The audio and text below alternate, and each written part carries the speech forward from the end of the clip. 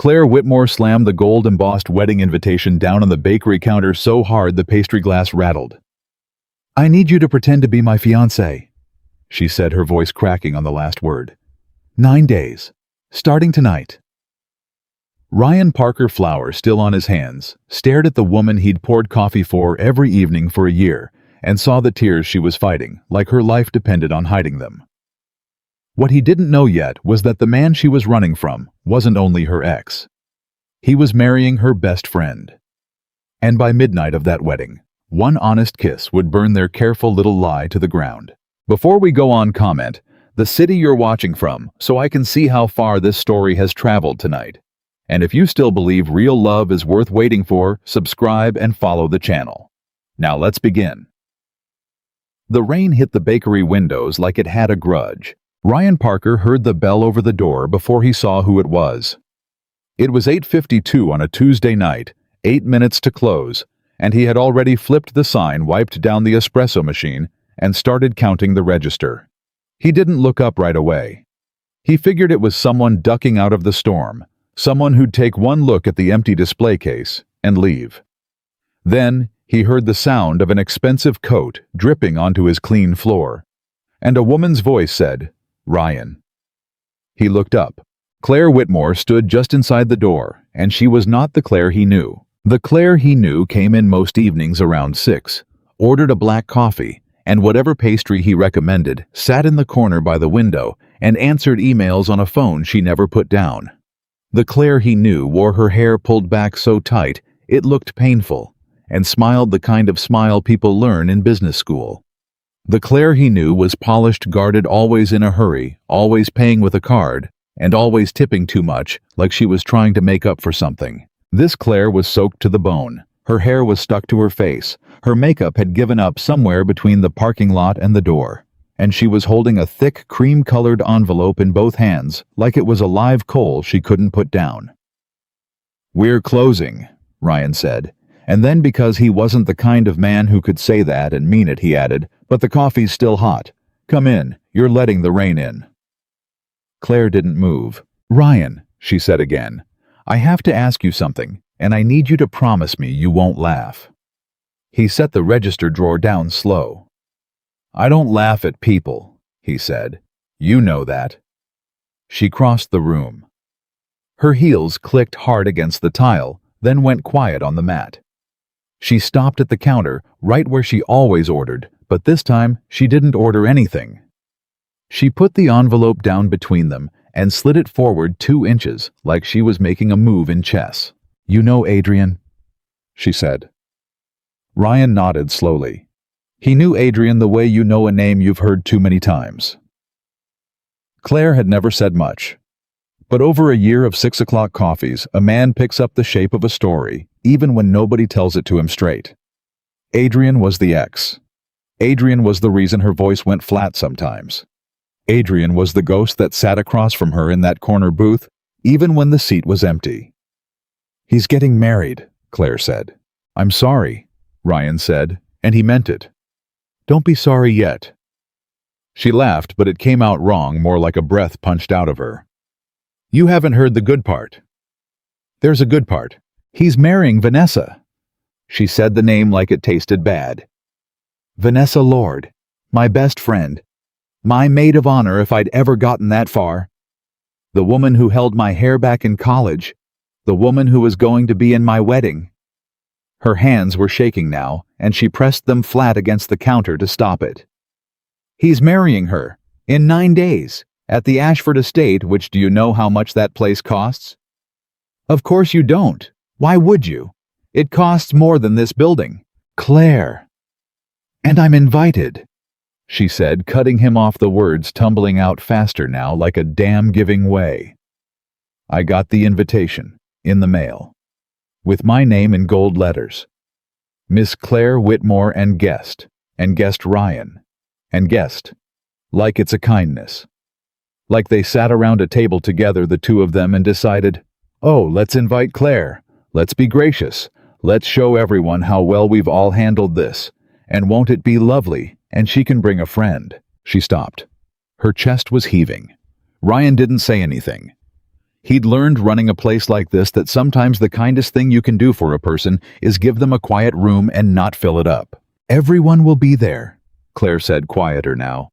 "Everyone from the old crowd, every person who watched us together for 4 years, every person who came to the engagement party, my engagement party, the one that never turned into a wedding.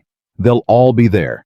And they'll all watch me walk in, alone, in some dress I'll spend too much money on to prove I'm fine. And they'll smile at me and hug me and ask how I'm doing, and the whole time they'll be thinking the same thing." She looked up at him. "You know what they'll be thinking. Tell me." "They'll be thinking, poor Claire. He traded up." The rain filled the silence for a moment. "So don't go," Ryan said gently. Claire shook her head, and something hard came back into her face. "You don't understand. If I don't go, that's worse. If I don't go, it means I couldn't handle it. It means he won. It means I'm sitting in my apartment crying while they toast champagne and everyone whispers about how I fell apart. No, I have to go. I have to walk in there with my head up, and I have to look like the last 2 years happened to Adrian, not to me." She took a breath. "But I can't do it alone. I've tried to imagine it 100 times, and I can't. I need someone next to me. I need someone real. I need—" She stopped, and Ryan watched her gather the last of her courage. "I need you," she said, "to pretend to be my fiancé." For a second, Ryan was sure he'd heard her wrong. "Say that again." "You heard me." "I want to make sure I heard you." "I need you to be my fake fiancé for 9 days, Claire said, all in a rush, like ripping off a bandage. "I need you to come to that wedding on my arm with a ring on my finger and a story we both know by heart. I need you to hold my hand and smile for the cameras and look at me like I'm worth staying for. I need Adrian and Vanessa and every single person in that room to look at us and think she's happy. She moved on. She's fine. She's more than fine. I need one night where I don't lose." She reached into her coat and pulled out a folded stack of bills, held together with a paper clip, and set it on the counter next to the invitation. "I'll pay you," she said. $500. I know it's not. I know your time is worth more. I know this is insane. I know I'm asking you to lie to a room full of strangers, but I didn't know who else to ask, Ryan. I don't have anyone else, and you're the only person in this entire city who's ever looked at me like a human being instead of a transaction, and I—" "Stop," Ryan said. She stopped. He looked at the money on the counter. Then he looked at her. Really looked the way you look at a photograph you've seen 100 times and suddenly notice something in the background you never saw before. He'd known this woman for a year. He knew she took her coffee black. He knew she pretended not to like the almond croissants and ate them anyway. He knew she stayed later than she needed to on the nights she seemed the most tired, like the corner booth was the only place in the world where nobody wanted anything from her. He had never once in all that time seen her ask anyone for a single thing. And here she was, soaked to the skin, asking him. "Put the money away," Ryan said. Claire's face crumpled.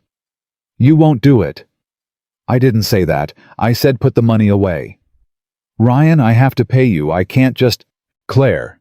His voice was firm, but not unkind. "I'm not going to stand next to a woman for 9 days and pretend to love her and take money for it. That's not no. If I do this, I'm not doing it because you paid me. I'm not a prop you rent. Understand?" She stared at him. The money sat between them. "Then why?" she whispered. "Why would you do it?" It was a fair question. Ryan turned it over for a moment. The truth was, he wasn't sure he had a good answer. He was a 34-year-old man with a bakery that barely broke even a 7-year-old daughter asleep in the apartment upstairs. A mountain of quiet bills and no room in his life for someone else's crisis. He should have said no. Any reasonable man would have said no, but he kept thinking about the way she'd said he traded up. Like it was a fact. Like she'd decided a long time ago that she was the kind of thing a man trades away when something better comes along. Ryan knew that feeling. He knew it in his bones. "Because I know what it's like," he said finally, "to walk into a room and feel like everyone already made up their mind about you before you got there." Claire went very still. "And because," Ryan went on. In a year of you coming in here, you never once asked me for anything. Not a discount, not a favor, nothing. And a person who never asks for anything, when they finally do ask, it means something. So I'm not going to laugh at you, and I'm not going to take your money, and I'm not going to make you beg. He slid the folded bills back across the counter toward her. I'll do it. But I have one condition. Hope flickered across her face so fast it almost hurt to watch. Anything. Name it. You owe me a favor. Claire blinked. A favor. One favor. My choice. Anytime I want it. Doesn't expire. He held her gaze. That's the price. Not money. A favor. What kind of favor? I don't know yet. That's the point. Someday I'll know, and when I do, I'll ask, and you'll say yes. That's the deal. She stared at him like she was trying to find the trap in it. That's Ryan, that could be anything. You could ask me for anything. I could. He agreed. You could ask me for $100,000. I could. He said again, and almost smiled. But you know I won't. You've been coming here a year. You know exactly the kind of man I am. So the only real question is whether you trust me enough to owe me one honest favor. And if you don't trust me that much, he shrugged, then you shouldn't want me standing next to you at that wedding anyway. For a long moment, Claire didn't say anything at all. The rain drummed the windows. Somewhere in the back, the ovens ticked as they cooled. Then she picked up the money, folded it back into her coat, and held out her hand across the counter. Deal, she said. One favor. Your choice. Ryan took her hand. Her fingers were cold from the rain, and they were still trembling, and he held them a second longer than a handshake needed, just long enough for the shaking to stop. Deal, he said. And that was the moment, though neither of them knew it, that both their lives quietly changed forever. Daddy? Ryan turned. At the bottom of the narrow staircase that led up to the apartment stood a small girl in dinosaur pajamas clutching a stuffed rabbit missing one ear. Her dark hair was a wild mess from the pillow. She was rubbing one eye with the back of her hand. Lilybug, Ryan said, and his whole voice changed. You could hear it the way a hard day drops off a man the second his kid walks in the room. What are you doing up? It's way past bedtime. I heard the door, Lily said. She squinted across the room at Claire. Is that the coffee lady? Claire let out a startled laugh, the first real one all night. The coffee lady, she repeated. That's what I call you, Lily said matter of fact, the way 7-year-olds deliver devastating honesty. Because Daddy always makes your coffee different. He makes it slow. He doesn't do it slow for anybody else. Lily, Ryan said. It's true, you do. Ryan's ears went a little red, and Claire noticed, and for a moment, neither of them looked at each other. Come on, Ryan said, scooping the girl up onto his hip, even though she was getting too big for it. Back to bed. Say goodnight to Miss Claire. Good night, Miss Claire, Lily said obediently. Then, with the fearless curiosity of a child who hasn't yet learned which questions you're not supposed to ask, why are you all wet? And why are you crying? Claire opened her mouth, closed it. I got caught in the rain, she said. And sometimes grown-ups' eyes water when they're tired, that's all. Lily considered this. She didn't look convinced. Daddy says when you're sad you should tell somebody so it's not so heavy, she announced. That's the rule. He says you can't carry heavy stuff by yourself or you'll drop it. The room went quiet. Ryan looked at his daughter like she'd handed him something breakable. Claire looked at the little girl in the dinosaur pajamas and felt something behind her ribs come loose that she'd been holding tight for a very long time. That's a good rule, Claire said, and her voice wasn't quite steady. Your daddy's a smart man.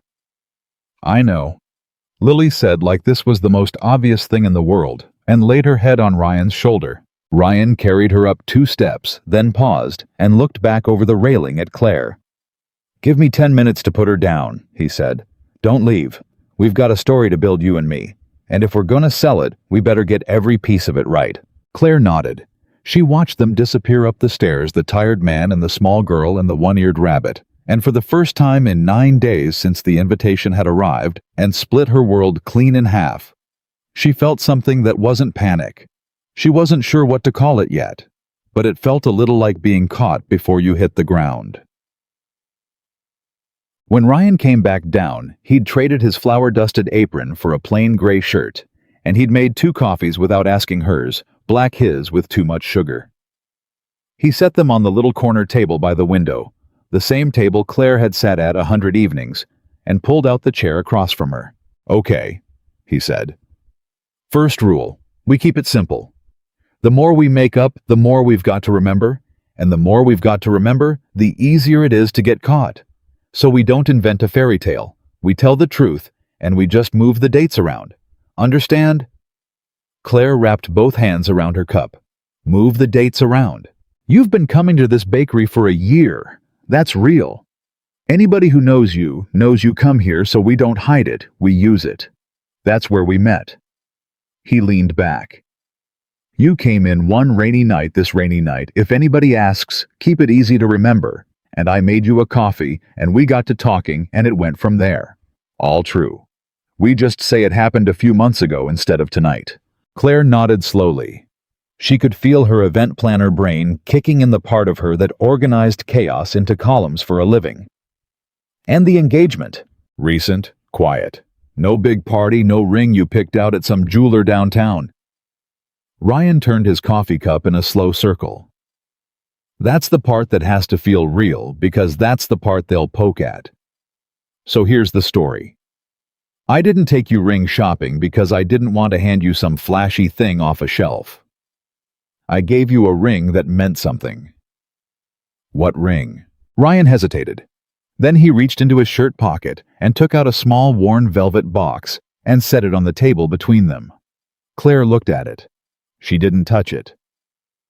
"Open it," Ryan said. She opened it. Inside was a ring, old delicate, a small stone set in a band gone soft and pale gold with age. It was nothing like the ring Adrian had given her. Adrian's ring had been enormous and cold, and chosen, she'd realized much later, mostly to be photographed. This one looked like it had been worn by somebody's grandmother through 50 years of dishwater and hard winters and hands held in hospital waiting rooms. "It was my mother's," Ryan said quietly. "She left it to me before she passed. Said someday I'd know when the time was right." He cleared his throat. "It's the only real thing I've got that's worth anything. So, if we're gonna do this, if you're gonna wear a ring into that room and have people stare at it, I'd rather it be an honest ring with a real story than some fake we bought to fool people." Claire stared at the little ring in the worn box, then up at the man across the table, who barely knew her, and was handing her his dead mother's ring so she wouldn't have to walk into a room alone. "Ryan, I can't wear this," she whispered. This is your mother's. This means something. I can't put it on to win some petty war with my ex. That's not what this is for." "It's exactly what it's for," Ryan said. "It's a ring meant to sit on the hand of a woman who's scared and holding her head up anyway. My mother would have liked you." He almost smiled. She had no patience for people like your Adrian. Men who trade up. She used to say a man like that doesn't lose the woman. He loses the chance to have ever been worth her. Claire's eyes filled. She looked away fast and pretended to study the rain. "Don't do that," she said, her voice thick. "Do what?" "Say things like that. I'm holding it together by a thread here, Ryan. If you say kind things to me, I'm going to fall apart on your nice clean floor, and I already ruined it with rain, so please, just be businesslike. Give me a fake story and a fake ring, and let's build a wall I can hide behind for one night. That's all I need. Don't make it—" Her voice caught. "Don't make it feel like something real. I can't afford real. Real is what got me into this." Ryan sat back. He watched her a moment. The successful woman in the ruined makeup, holding his mother's ring, in a shaking hand, terrified of the exact kindness she'd walked through a storm to find. "Okay," he said gently. "Businesslike. Fair enough." He picked up a napkin, pulled a pen from behind his ear, the pen he used to write the daily specials on the chalkboard, and started writing. "Here's what we do," he said. We build a timeline. Facts only. Where we met, when, what we call each other, how I proposed who knows what. We drill it till we could recite it in our sleep. We agree on the things we say, and the things we don't. And we agree on one more thing. He looked up. The exit. The exit. The whole thing ends at midnight the night of the wedding. Cinderella rules. When the clock hits 12, the ring comes off, the story's over. We shake hands, and you go back to your life, and I go back to mine. No hard feelings, no loose ends. Clean. He wrote, "Midnight deal ends" on the napkin and underlined it twice. That way nobody gets hurt. You get your night, I get my favor, and we both walk away exactly like we walked in. Deal. Claire looked at the words on the napkin. Midnight. Deal ends. It was exactly what she'd wanted. Clean, controlled, safe. A performance with a curtain that came down on schedule. No mess, no feelings, no risk of getting attached to something that would leave. So she had no idea why the words made her chest go tight. Deal, she said. She slid the ring onto her finger. It fit like it had been waiting for her. They stayed up until almost 1 in the morning building their story, and somewhere in those hours, something Claire hadn't planned for started to happen. It started with the small things.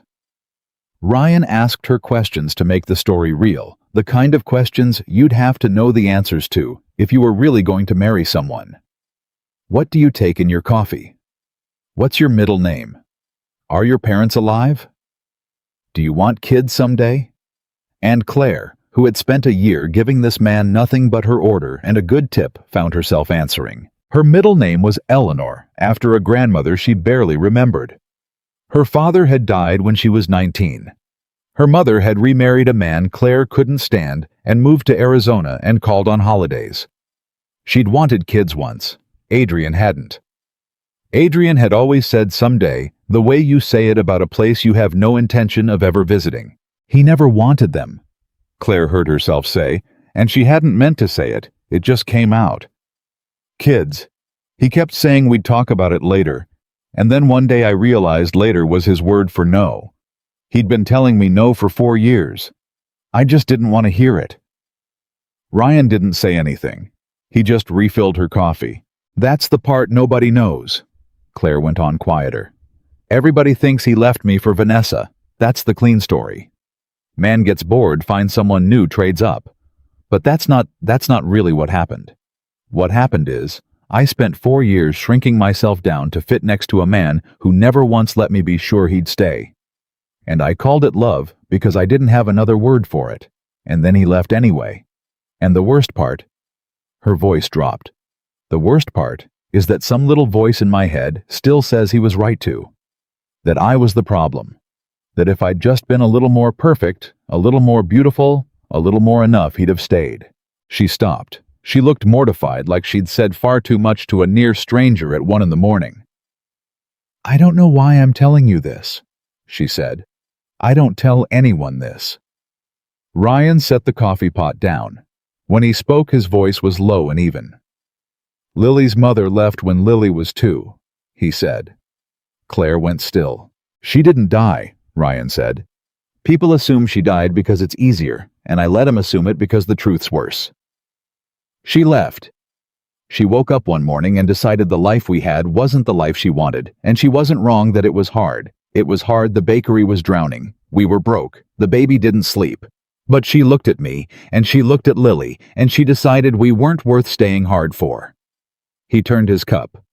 And I spent about a year doing exactly what you're doing. Lying awake asking myself what I did. What was wrong with me?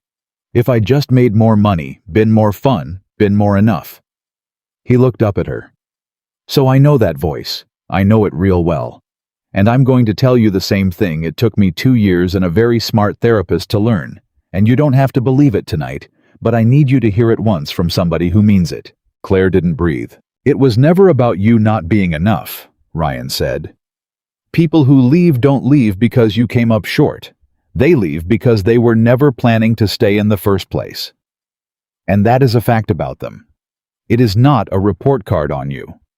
You could have been the most perfect woman who ever lived, and Adrian still would have left because Adrian is a man who leaves. That's who he is. You just happened to be standing next to him when he showed you." He held her eyes. "The tragedy isn't that he traded up. The tragedy is that you're a woman worth staying for, and you spent 4 years with a man who was never capable of it, and you're about to walk into a room full of people and let them tell you the wrong story about your own life. And I'm not going to sit here and watch you do it alone." The rain had stopped at some point. The bakery was very quiet. Claire put her face in her hands, and this time she didn't fight it.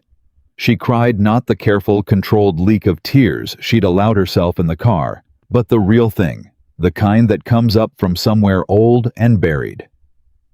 And Ryan didn't reach across the table and touch her. Didn't tell her it was okay. Didn't do any of the things people do that are really about making themselves comfortable. He just sat there steady and let her cry, and got up quietly, and brought her a stack of napkins and a glass of water, and sat back down and waited. When she finally lifted her head, her face was wrecked and her eyes were red, and she looked 10 years younger and about 100 pounds lighter. "Okay," she said, and laughed, wiping her face. "Okay, well, so much for businesslike." "So much for businesslike." Ryan agreed, and there was a warmth in it that made her look away again. "I'm sorry. You didn't sign up to be my whatever this is, therapist. You signed up to hold my hand at a party. I signed up to stand next to you and make people believe I care about you," Ryan said. "Seems like the job just got easier." The words hung there. Claire looked at him. The tired eyes, the sugar-heavy coffee, the flour that never fully came off his hands, the dead mother's ring now sitting on her own finger, the little girl asleep upstairs who called her the coffee lady and believed you shouldn't carry heavy things alone. And she felt the ground shift under her in a way that scared her far more than Adrian's wedding ever could. Midnight, she told herself. This ends at midnight. Clean. That's the deal. Don't you dare. We should get some sleep, she said, standing up too fast. We've got a lot of drilling to do. 9 days isn't much time to fake a whole relationship. 9 days.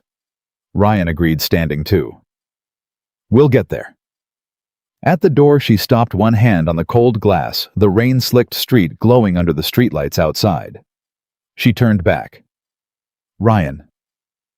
Yeah. Thank you, she said. Not for agreeing to it. For the other stuff. The stuff you said. Nobody said anything like that to me in a very long time. She swallowed. I'd forgotten what it sounds like when somebody's on your side.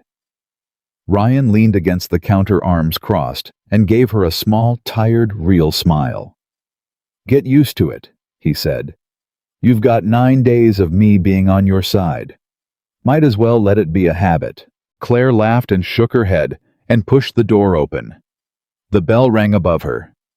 Good night, coffee lady, Ryan called after her.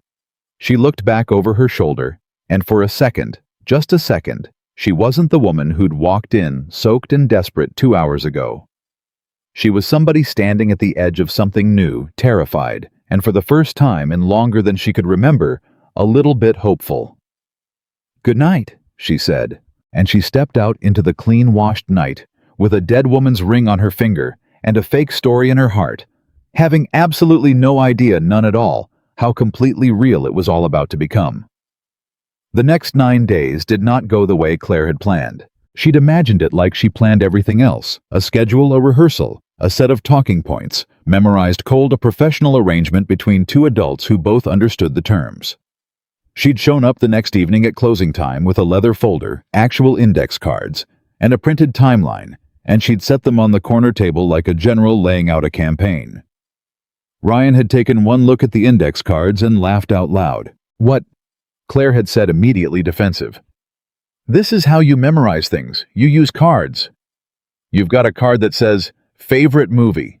Ryan doesn't watch movies, says he falls asleep. Ryan read off the top of the stack, grinning. You made a flashcard about me falling asleep. Because it's the kind of thing a fiancé would know. It's the kind of thing a fiancé would know because she knows me, Ryan said, sliding the cards back across the table. Not because she studied me. Claire, if we do it your way, we're gonna walk into that wedding sounding like two people who took a class about each other. Nobody talks about their fiancé off flashcards. You want to know how you sell this? How? You actually get to know me. Both of us. For real. Then we don't have to remember anything because we'll just know it. He leaned back. You said we've got 9 days. So let's not spend them studying. Let's spend them getting to be the kind of two people who could have fallen in love. And then at the wedding, we just tell the truth about that and leave out the part where the clock's running. Claire had stared at her index cards, at the neat handwriting, at the little laminated corners, and felt something in her chest that she didn't have a card for. That's terrifying, she'd said. Yeah, Ryan had agreed. Most real things are. So they'd done it his way. It started slow. She came by every evening after work, and instead of drilling facts, they just talked. He taught her the story of the bakery, how his father had run it before him, and his grandfather before that, how it had nearly gone under twice, how the ovens were older than she was, and he knew every one of their moods. She told him about her work, the weddings she planned for other people. The irony of it, she'd never said out loud to anyone. I plan the most beautiful weddings in the city, she said one night, sitting on the counter while he cleaned the espresso machine, because at some point in those 9 days, she'd stopped sitting in the corner booth like a customer and started sitting on the counter like she belonged there. 6-figure weddings. I make other people's happiest day happen down to the last flower. And I couldn't hold on to my own engagement. You want to talk about a cosmic joke? You know what I think, Ryan said, not looking up from the machine. What? I think you're good at those weddings because you understand what people are really buying. It's not flowers. It's the feeling that somebody chose them in front of everybody they know. You get that because you wanted it so bad and didn't get it. He set down his rag. That's not a joke on you, Claire. That's the reason you're the best at what you do. You just paid a real price to learn it. She was quiet for a second. Then she said, You do that a lot, you know. Do what? Take the worst thing about me and hand it back like it's the best thing about me. She shook her head. It's disorienting. I don't know what to do with it.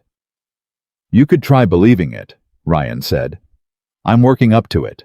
Lily was there for most of it, and that changed things too. Claire had expected the girl to be a background detail, a prop in the story, the single dad daughter who made the whole thing photogenic. Instead, Lily attached herself to Claire like it was the most natural thing in the world. By the third evening, Lily had appointed Claire her official homework helper. By the fourth, Claire knew that Lily hated the crust on bread, but loved the crust on pie, that she was scared of the dark, but wouldn't admit it, that she kept a list in a notebook of every animal she planned to have when she grew up, currently at 41 animals, including 2 capybaras. Why 2 capybaras? Claire asked, lying on her stomach on the apartment floor next to Lily, both of them coloring. Upstairs from the bakery, the apartment was small and warm, and cluttered with a child's whole life. And Claire, who lived alone in a glass apartment where everything matched, felt more at home there than she wanted to admit. Because 1 capybara would be lonely, Lily said like it was obvious. You can't have just 1. It's mean. That's very thoughtful of you. Daddy says you should always think about whether somebody's lonely, Lily said, picking a purple crayon. He says lonely is the worst thing, and it doesn't cost anything to fix it, you just have to notice. She colored for a moment. Are you lonely, Miss Claire? Claire's crayon stopped moving. Sometimes, she admitted, because you couldn't lie to Lily, it felt like a crime. You don't have to be anymore, Lily said, not looking up. You can just come here. We're always here. Then, as if she hadn't just reached into Claire's chest and rearranged everything. Do you think capybaras can be friends with cats because I also want 6 cats? Claire had to put her head down on the floor for a second and pretend she was reaching for a crayon. Later that night, after Lily was in bed, Ryan found Claire standing at the apartment window, looking down at the empty street. She likes you, he said, handing her a mug of tea. For what it's worth. And she doesn't like everybody. She's a good judge, better than me. Ryan. Claire kept looking out the window. Can I ask you something and you don't have to answer? Go ahead. What are we going to tell her after? When this is over. Claire turned to face him. She thinks I don't know what she thinks. But she's 7, and she's got me helping with her homework and coloring on her floor, and she asked me tonight if I was lonely and told me I could just come here. And in 5 days, I'm supposed to walk out of her life like I was never in it. What are you going to tell her? Ryan's face went still. It was clear from the way it went still that he'd been carefully not thinking about this. I'll tell her the truth, he said finally. That you were a friend who needed help and I helped, and now you've got your own life to get back to. Kids handle the truth better than we think. It's the lies that mess 'em up. And she'll just be okay with that. She'll be sad, Ryan said honestly. She'll be sad for a while. She gets attached. He looked at Claire. It runs in the family, apparently. The words sat there between them too honest, and they both pretended he hadn't said them. We shouldn't have let her get attached, Claire said quietly. That was my fault. I came up here and I lay on the floor and I let her. I wasn't thinking about the end. I should have kept my distance. From her. She stopped. From me, Ryan said. Claire didn't answer. Claire. He set his mug down. Can I say something and then we'll never talk about it again if you don't want to? That sounds ominous. It's not ominous. It's just... He rubbed the back of his neck, the way he did when he was choosing his words carefully. I set that midnight rule that first night. The Cinderella thing. Deal ends at 12, everybody goes home. And I said it because it made sense. It's clean. Nobody gets hurt. Right, Claire said. Her heart had started beating too hard. Right, except... He exhaled. I set that rule 9 days ago, and I said it as a stranger who was doing a favor for a customer. And I'm not sure that guy exists anymore. And I don't want to make it weird. And I don't want to make you feel like I'm like, this was some scheme to because it wasn't Claire. I swear to God it wasn't. I didn't agree to this to get anything, but Ryan, don't. He stopped. Please don't, Claire said, and her voice was shaking. Please don't say it, because if you say it, then I have to decide something, and I'm not ready to decide something.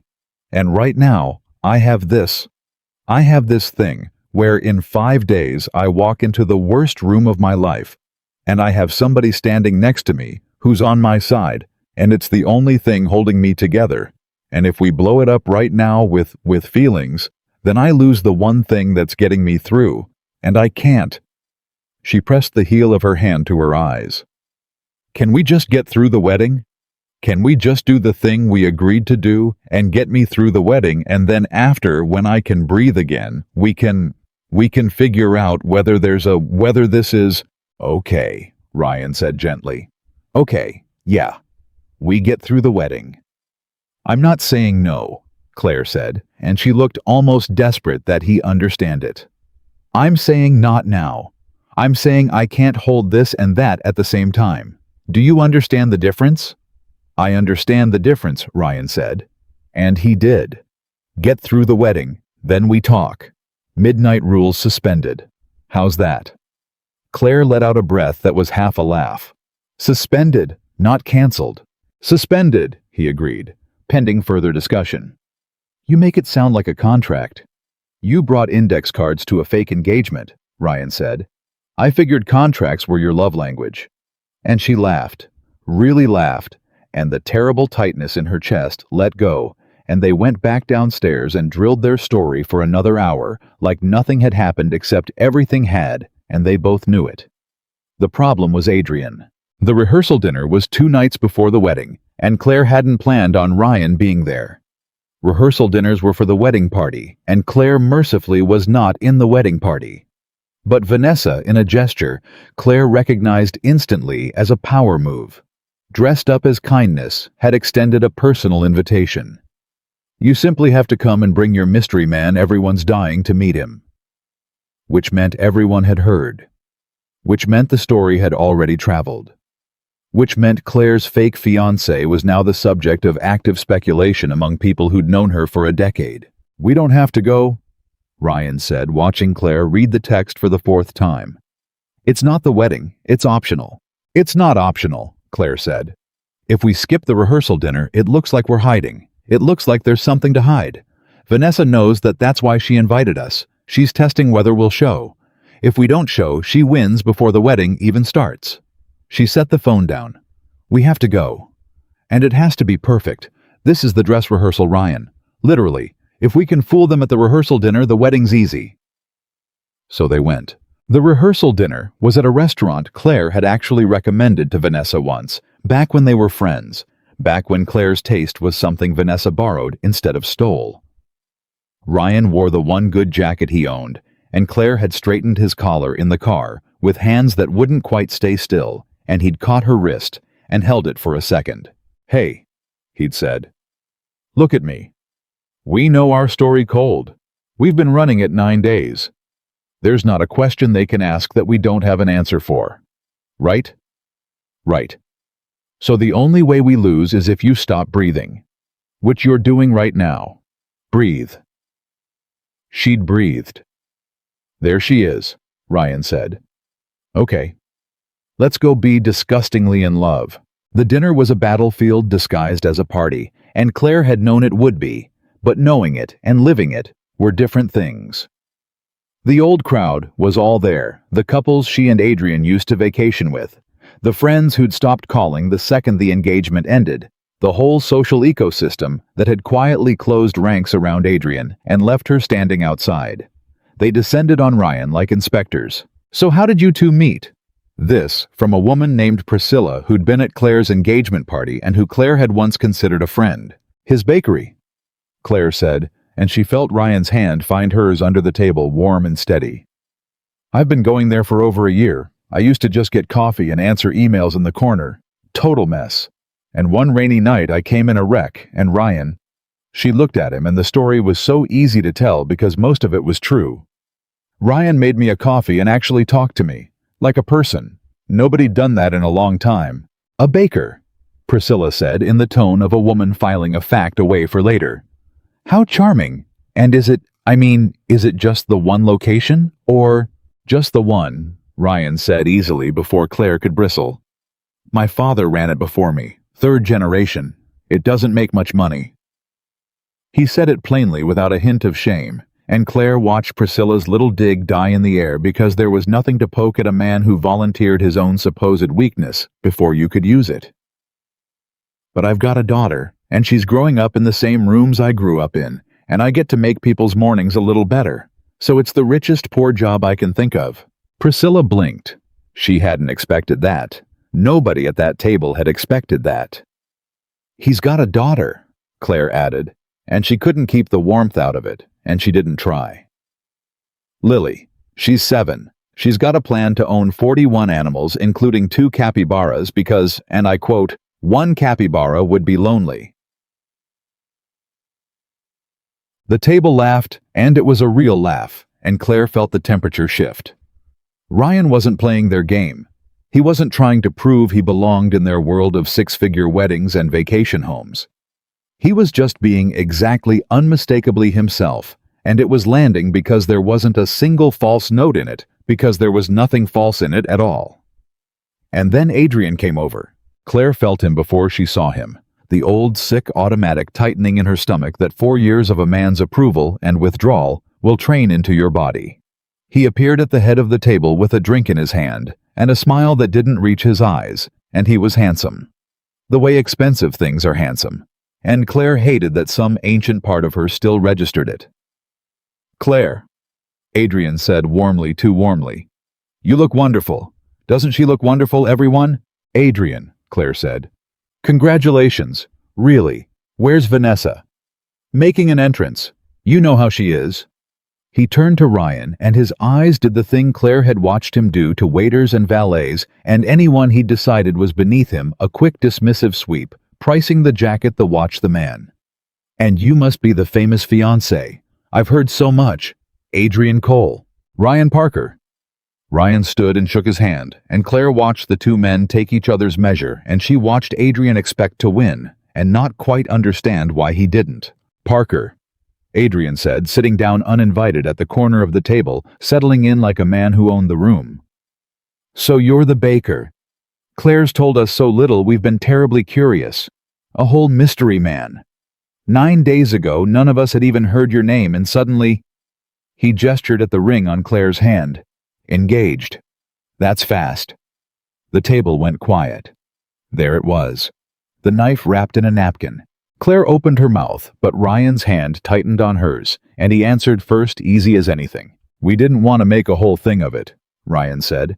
"Claire's not big on announcements, given how the last one went." He let that land, a gentle surgical strike delivered with a friendly smile, and Claire watched Adrian's jaw tighten. "But you're right, it was fast. When you know, you know. I imagine you understand that. You and Vanessa didn't exactly take your time either, from what I hear." Somebody at the table made a sound like a swallowed laugh. Adrian's smile went thin. "Touché." He swirled his drink. "It's just you'll forgive me, Ryan. I've known Claire a very long time. I care about her. And a whirlwind engagement to a man nobody's met right before my wedding, you can see how it looks. Almost like," he shrugged, "like someone needed a date and found one in a hurry. No offense, I'm sure that's not it." The table was dead silent now. This was the moment. Claire could feel every eye on her, could feel the whole story balanced on a knife's edge, could feel 2 years of humiliation about to either end or double. And Ryan laughed. It was a real laugh, warm and unbothered, and it broke the tension in the room like a window thrown open. "You know what, Adrian?" "That's fair," Ryan said. "It does look like that. If I were you, I'd probably think the same thing. But here's the thing you're missing." He turned and looked at Claire, and the look on his face was so open, so unguarded, that Claire forgot for a second that any of this was supposed to be pretend. "You had this woman for 4 years. 4 years. And in 4 years, you never figured out the one thing I figured out in about 4 minutes." He looked back at Adrian. "She doesn't need a date. She's never needed a date in her life. She could walk into any room on earth alone and own it. What she needed was somebody who'd actually see her. And you had 4 years to be that guy, and you weren't. So no, Adrian, she didn't find me in a hurry because she needed a date to your wedding." He picked up Claire's hand and kissed the back of it right over his mother's ring. "I found her, and I'm not planning on making your mistake." The table erupted not in laughter this time, but in that low, delighted murmur of people who have just watched someone get exactly what they had coming. Priscilla was openly grinning. Somebody said, "Oh," under their breath. And Adrian sat there with his expensive drink and his handsome face, and for the first time in the entire evening, he had absolutely nothing to say. He stood up. "Well," he said stiffly, "welcome to the family, I suppose." And he walked away, and his shoulders were tight, and Claire watched him go, and felt something she had genuinely not felt in 2 years. She felt like she'd won. Under the table, she squeezed Ryan's hand so hard it must have hurt. He squeezed back, and didn't let go. The rest of the dinner was easy. With Adrian routed, the old crowd relaxed, and Claire remembered that some of them had actually been her friends once, and the evening became almost pleasant. Ryan told the capybara story again to a new group, and it killed again. People asked about the bakery, and he told them, and they were charmed. Vanessa made her entrance eventually, all diamonds and cool smiles, and air-kissed Claire, and said something poisonous about how brave Claire was to come. And Claire, buoyed by Ryan's steady presence beside her, said something so gracious and so lethal in return that Vanessa's smile flickered for just a second. It wasn't until they were in the car afterward driving back through the dark that the adrenaline wore off and the other things set in. They were quiet for a long time. Then Claire said, "You didn't have any of that on an index card." "No," Ryan admitted. "I found her. She was looking out the window." "That wasn't in the story we built. That wasn't the timeline. Where did that come from?" Ryan drove for a moment before he answered. "I don't know," he said. "Adrian was standing there being the guy who traded you away like you were nothing, and something just came up in me. And I couldn't, Claire. I couldn't sit there and let him talk about you like that. Not even for the story. It stopped being about the story." He glanced at her. I meant it. That's the problem. I meant every word. Claire didn't say anything. You told me to get you through the wedding before we talk about it, Ryan said. And I'm going to keep my word on that. I'm not going to push. But I need you to know that in there tonight, when I said that stuff, I wasn't acting. And I think you know I wasn't acting. And I think that's why you've been staring out that window for 10 minutes. Claire finally turned to look at him. In the passing light of the street lamps, her face was doing something complicated. Something that was equal parts terror and hope and grief and want all fighting for the same space. When Adrian said it looked like I just needed a date and found one, she said slowly, the horrible thing is, that's exactly how it started. That's the literal truth. 9 days ago, that's precisely what I did. I walked into your bakery and I needed a date, and I offered you $500 to be one. She swallowed. And now I'm sitting in this car and I can't remember the last time I felt about anyone the way and it scares me to death, Ryan, because what if it's not real? What if I'm so grateful to have someone on my side for once that I've confused gratitude for something else? What if I walk into that wedding and it's over at midnight like we said, and then 2 weeks later, I realize I made you up? That I invented a man to save me and mistook him for love. You didn't invent me, Ryan said quietly. I'm right here. I make bad coffee for a living, and my kid wants 41 animals, and I've got a dead mother's ring on your finger. I'm the least made-up thing you've ever met. You know what I mean. I do know what you mean. He pulled the car over, just eased it to the curb on a quiet street, and put it in park, and turned to face her because this wasn't a conversation to have while watching the road. And here's what I think. I think you're scared because Adrian taught you that love is a thing you have to earn by being perfect, and it can get taken away the second you slip. So real love, the kind that doesn't keep score, you don't trust it because it doesn't work the way the only love you've known works. It feels like a trick. It feels too easy. So your brain says, it can't be real. Claire stared at him. How do you know all this? She whispered. How do you always know exactly? Because I had to learn it the same way you're learning it, Ryan said. After Lily's mom left, same voice, same fear. Anybody who's nice to me must want something because the person who was supposed to love me for free left the second it got hard. He reached over and carefully, like she might spook, took her hand. I'm not going to tell you it's real because you can't hear that from me right now. You've got to find it out for yourself. All I'm going to say is this. Get through the wedding. Do the thing we planned. And then at midnight when the deal's supposed to end, don't decide anything based on what's real or not real or gratitude or love or any of it. Just ask yourself one question. What question? When you picture midnight, Ryan said, when you picture the clock hitting 12 and me taking the ring back and shaking your hand and driving home to my bakery and you driving home to your glass apartment and the two of us going back to being strangers who wave through a window. His hand tightened on hers. Does it feel like relief? Or does it feel like something ending that you don't want to end? Claire's eyes filled. That's the only question that matters, Ryan said. You don't have to answer it now. You've got 2 days. But that's the question, and whatever the answer is, I'll respect it. If it's relief, I'll shake your hand at midnight, and I'll mean it, and I'll wish you every good thing, and Lily and I will remember you as the coffee lady who needed a friend. And if it's the other thing, he almost smiled, well, then we've got a lot to talk about at 12:01. He let go of her hand, put the car back in drive, and pulled away from the curb. Claire looked out the window the rest of the way home. And she didn't say anything. But Ryan noticed that she'd turned his mother's ring around and around on her finger, the whole way, like she was trying to decide whether it belonged there. When he pulled up outside her building, she sat for a second before opening the door. Ryan, she said. Yeah. I already know the answer to the question. His heart stopped. You do. I've known since the third night. Claire said, not looking at him, staring straight ahead through the windshield. When Lily asked me if I was lonely and told me I could just come to your place because you're always there, that's when I knew. She finally turned to look at him, and her eyes were bright and terrified and certain all at once.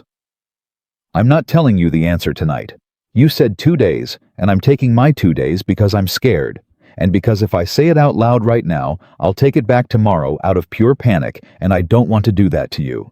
But I wanted you to know that I know. So you're not sitting there for 2 days thinking I might shake your hand and drive away." She opened the car door. "I'm not going to shake your hand, Ryan." And she got out and shut the door and walked into her building without looking back. And Ryan Parker sat in his idling car on the dark street outside her glass apartment and put his hand over his mouth and laughed once quietly, in pure disbelief, like a man who'd walked into a bakery 9 days ago as one person and was about to drive home as somebody else entirely. The 2 days between the rehearsal dinner and the wedding were the longest 2 days of Claire Whitmore's life, and she spent most of them lying to herself about how calm she was. She told herself she had made peace with it. She'd said the thing in the car. "I'm not going to shake your hand, Ryan," and she'd meant it. And now she just had to get through one more performance, one wedding, one clock striking midnight, and then she could stop pretending and start being. Simple. She was a professional. She organized chaos for a living. She could organize this. Except she couldn't sleep. Except she stood in her closet for 2 hours, the morning of the wedding, unable to choose a dress because every dress she owned had been bought for a version of her life that no longer existed. Except she kept picking up her phone to text Ryan and putting it down again because what was there to say that they hadn't already said in that car on that dark street? Ryan, for his part, spent those 2 days doing what Ryan always did when he was overwhelmed, which was work. He baked more than the bakery could sell. He deep-cleaned ovens that were already clean.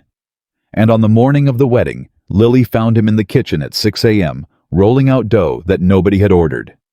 "Daddy," Lily said, climbing up onto the stool where she always sat to watch him work.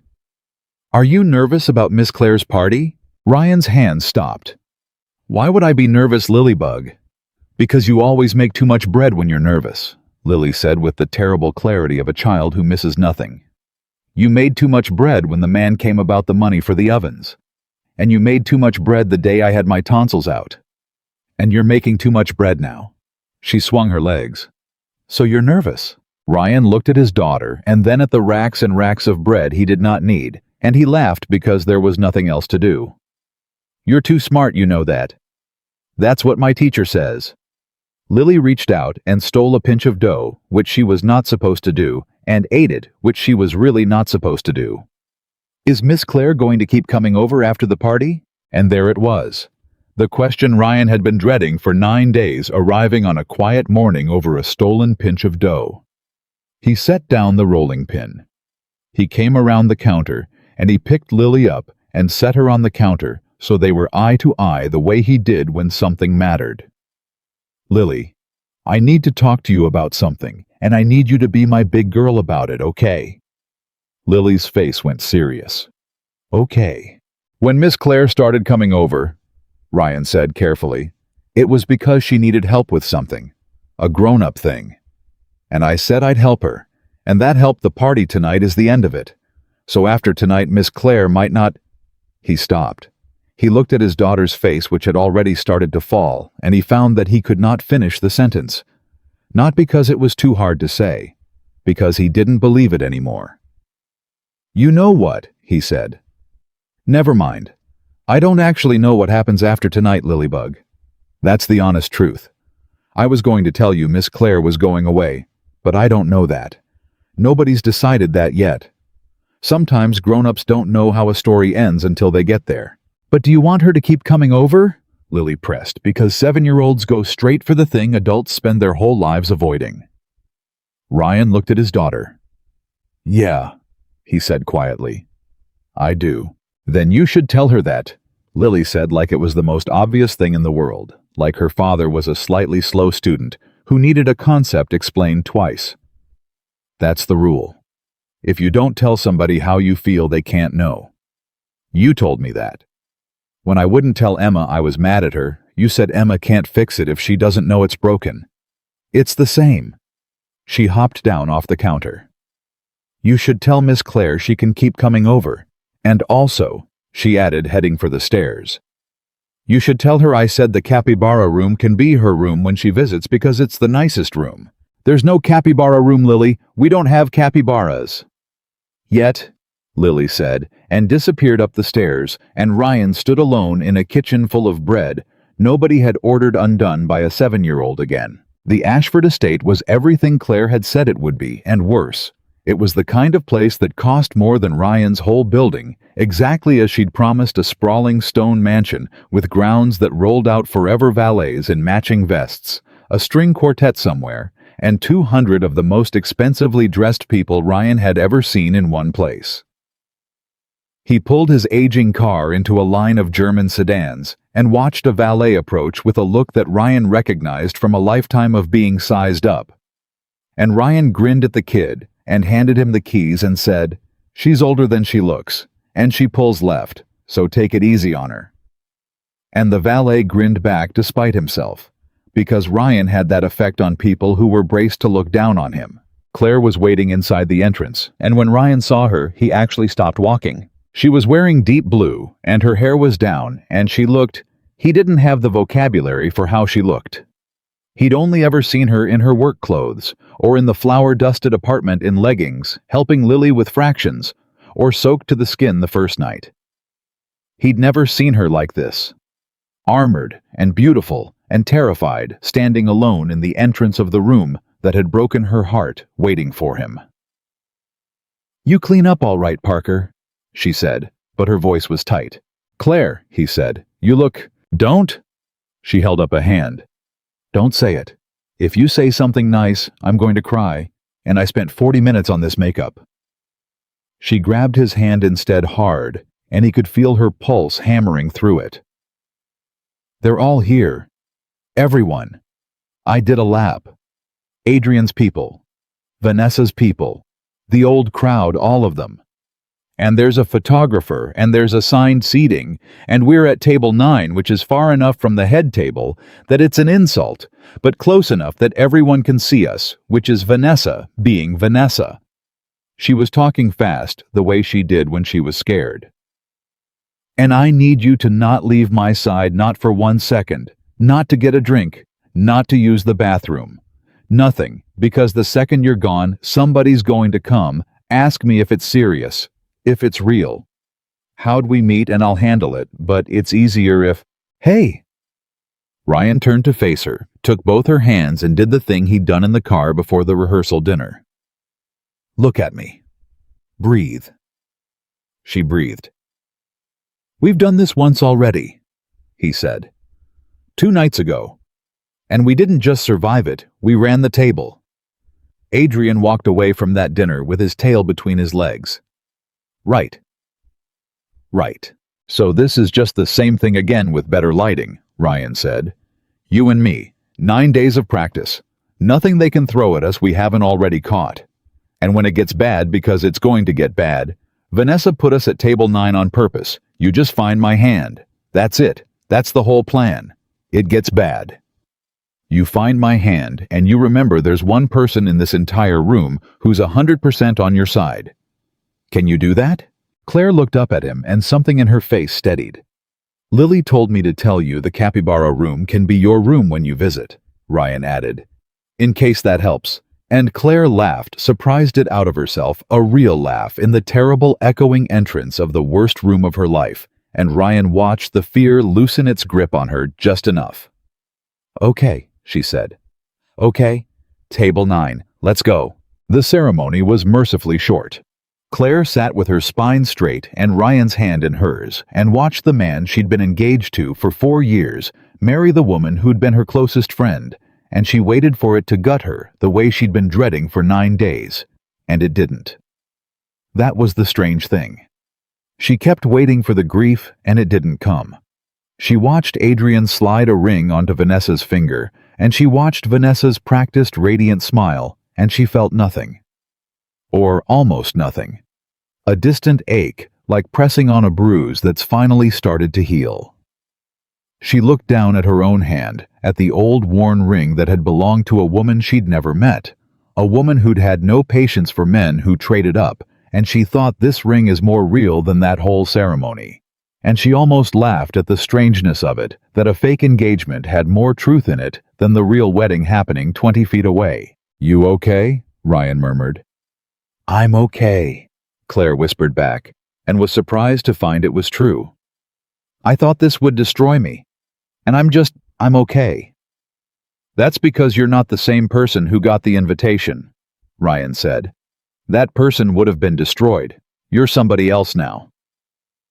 Claire didn't answer, but she leaned into him just slightly and rested her shoulder against his, and they watched the rest of the wedding like that. The reception was where it got dangerous. The reception was where 200 people with 200 drinks were released into a beautiful room to gossip, and Claire and Ryan were the fresh gossip, and the vultures came in waves. But they were ready. They'd built their story for 9 days, and they told it flawlessly, and more than that. And this was the thing Claire kept noticing, the thing that kept catching her off guard. They didn't have to work at it. When a woman asked how Ryan had proposed, Claire told the story they'd built the quiet proposal with the family ring, and Ryan added a detail she hadn't heard him say before, something about how he'd been so nervous he'd forgotten the whole speech he'd planned, and Claire laughed and said, "You did. You completely blanked," playing along, and only realized halfway through that she was laughing at something that had never happened, as though she remembered it, because at some point the line between the story they'd built and the thing that was actually happening between them had dissolved completely. They were good. They were so good that Claire started dangerously to relax, and that was when Adrian made his move. He'd been watching them all night. Claire had felt it. Adrian's attention was a thing she'd learned to track over 4 years the way prey learns to track a predator, and she'd felt it on the back of her neck all through the reception. He'd watched Ryan charm the old crowd. He'd watched Priscilla, who'd apparently decided Ryan was delightful, drag him into a conversation with her husband. He'd watched Claire glow in a way she had never once glowed in 4 years with him. And Adrian Cole, who could not stand to lose, who had traded Claire away precisely because he'd stopped seeing her value and could not bear that someone else had found. It decided he could not let the evening end with Claire happy. He tapped a glass. It was during the lull between dinner and dancing, that quiet stretch where the room's attention floats looking for something to land on. Adrian stood up at the head table, the groom glass in hand, and tapped it with a knife until the room quieted and people smiled, expecting a toast. And Claire felt the bottom drop out of her stomach because she knew instantly in her body, before her mind caught up, that this was not going to be a toast. "I want to thank everyone for being here." Adrian began smooth and warm, the practiced charm that had fooled Claire for 4 years. "It means the world to Vanessa and me, really." He let the room murmur its appreciation. "And I want to take a moment to recognize some of the special people here tonight. Because a wedding isn't just about the 2 people getting married. It's about everyone who helped us get here. Everyone who's been part of our story." His eyes moved across the room, and Claire watched them coming, watched them travel toward table 9, like a spotlight she couldn't escape. "And I'd be remiss if I didn't acknowledge someone very special who's here tonight. Someone who was once upon a time a very important part of my life." "No," Claire thought. "No, don't, Claire," Adrian said, and 200 heads turned toward table 9. "Claire Whitmore. My ex-fiancé." The room went silent in that particular way a room goes silent when everyone in it senses blood in the water. Ryan's hand found Claire's under the table and gripped it. "Now I know that's a little unusual," Adrian went on, and he was smiling. He was the picture of gracious magnanimity, and only Claire could see the cruelty underneath it, because only Claire had spent 4 years learning to read it. "Inviting your ex to your wedding. Some people thought it was strange. But Claire and we go back a long way, and there's no bad blood, is there, Claire?" He didn't wait for an answer. "And I'm so genuinely happy to see her here tonight, especially—" He paused, and his smile sharpened, and here it came. "Especially because she's found someone new, and so fast. Isn't that wonderful, everyone? Let's hear it for Claire and her new fiancé. Ryan, is it?" The room applauded, uncertainly sensing the trap, but not yet seeing it. "Ryan Parker," Adrian said, savoring it. "The baker. Now I have to be honest, and Claire, forgive me, this is all in good fun. Some of us have just found the whole thing a little bit remarkable. Because I've known Claire for a very long time, and 9 days ago none of us, not one person in this room, and I've asked around, none of us had ever heard this man's name. And then suddenly, right in time for my wedding, an engagement. A ring. A whole love story. He spread his hands, playing to the room, the reasonable man merely pointing out an oddity. And you can't blame us for wondering. 9 days. A ring nobody's ever seen. A fiancé nobody's ever met. It almost seems... He laughed, warm and lethal. Well, it almost seems like our Claire needed a date to my wedding and found herself one. Which, hey, no shame in that. We've all been there. But let's not pretend it's the romance of the century. Let's just be honest. That's all I'm asking. Honesty. On my wedding day. He raised his glass and his eyes locked on Claire's, triumphant. So, to honesty. The silence that followed was the worst silence of Claire's life. 200 people looked at her. She could feel every eye. She could feel Priscilla's sympathy and the old crowd's hunger and Vanessa's cool satisfaction from her seat beside her new husband. And she could feel 2 years of humiliation crashing back down all at once, and worse, so much worse, she could feel the truth of it, because the horrible thing, the unbearable thing was that Adrian was right. That was how it started. He'd described it exactly. She had needed a date, and she had found one, and she had offered him $500, and now this good, kind man was sitting beside her, about to be exposed as a hired prop in front of 200 people. And it was her fault she'd done this to him. She'd dragged him into her mess, and now she started to stand. She didn't know what she was going to say. She only knew she had to say something. Take the blame, protect Ryan, get him out of the line of fire. But Ryan's hand tightened on hers and held her down gently, and he stood up instead. You know what, Adrian? Ryan said. You're right. The room inhaled. Claire's head snapped up. No. Ryan, no. Ryan was standing at table 9, and he wasn't nervous. That was the strange thing. Claire, who had learned to read fear in a person the way Ryan read the moods of his ovens, looked up at him and saw no fear at all. He was perfectly, terribly calm, and he had a small, sad smile on his face, and he was looking at Adrian like a man looks at something he almost feels sorry for. You're exactly right, Ryan said, and his voice carried easily across the silent room because he wasn't shouting. He didn't need to shout. Everyone was already hanging on every word. 9 days ago, none of you had heard my name, because 9 days ago I was nobody to any of you. I'm a baker. I own a little shop that barely breaks even. My father ran it before me, and his father before him. I've got a 7-year-old daughter and a car that pulls left, and I have never in my life been invited to a place like this. He looked around the room, unhurried, meeting eyes. So you're right to wonder about me. I'd wonder about me too. Adrian's smile had frozen. This was not how the trap was supposed to spring. And you're right about something else too. Ryan went on, and now he turned and looked down at Claire, and Claire looked up at him with her heart in her throat. 9 days ago, Claire Whitmore walked into my bakery in the rain, and she was a wreck. And she asked me to do exactly what you said. She needed to come to this wedding, and she didn't want to come alone, and she asked me to stand next to her. You want honesty, Adrian? There it is. That's the honest truth. It started exactly the way you said it started. The room was electric now. Vanessa had sat forward. Priscilla had a hand over her mouth. And Claire was frozen because Ryan was telling them he was actually telling them the truth, and she couldn't understand what he was doing until he kept going. But here's the part you got wrong, Adrian, Ryan said. And it's the only part that matters. See, you think you caught us in a lie. You think you stood up here and exposed some scheme. But you didn't. Because somewhere in those 9 days, his voice caught just slightly, and Claire realized with a jolt that he wasn't performing, that this was costing him something, that this was real.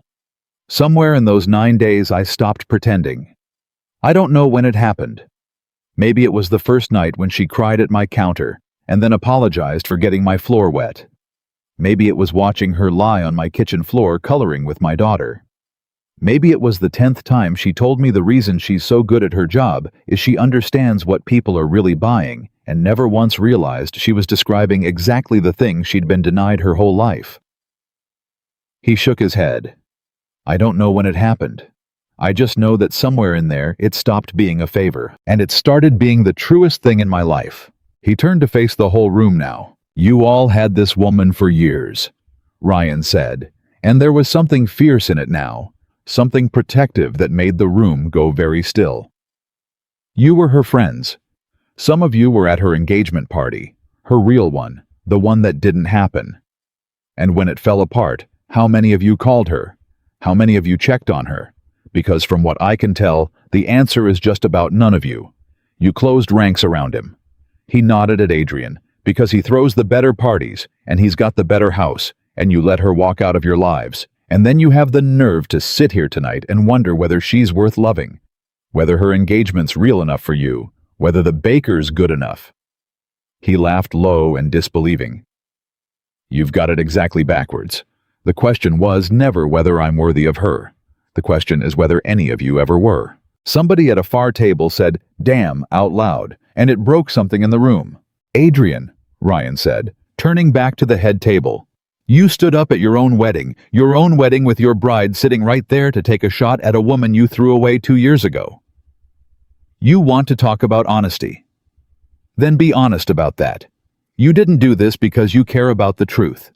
You did it because you looked across this room and you saw her happy, actually happy for the first time since you knew her, and you couldn't stand it. Because it meant she didn't need you. It meant she was fine without you. It meant that the worst thing you ever did to her turned out to be the best thing that ever happened to her. Ryan's voice dropped almost gentle now, almost pitying. And that's the thing you'll never be able to live with.